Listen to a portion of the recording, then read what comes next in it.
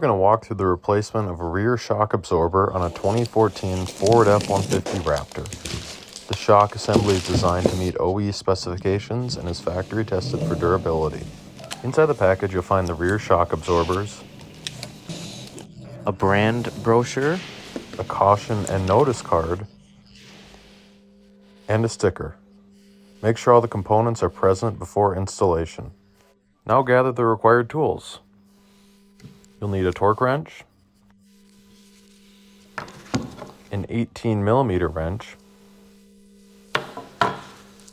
an electric impact, and a 15mm deep socket. Lift the vehicle and position a transmission jack under the rear axle for support.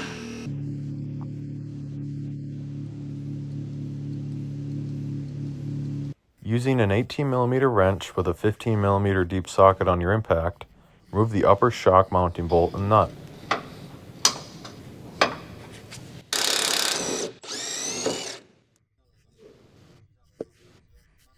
Next, use the same tools to remove the lower shock mounting bolt and nut. With the hardware removed, take out the old shock absorber.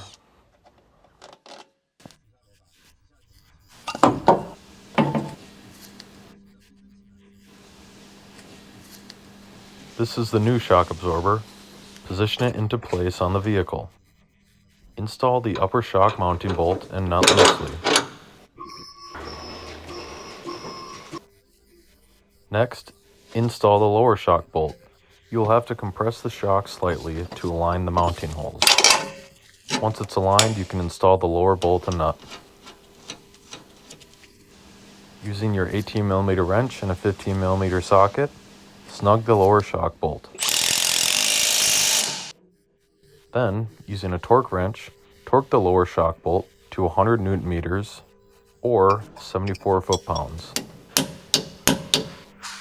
Next, using the same tools, tighten the upper shock bolt with the impact wrench.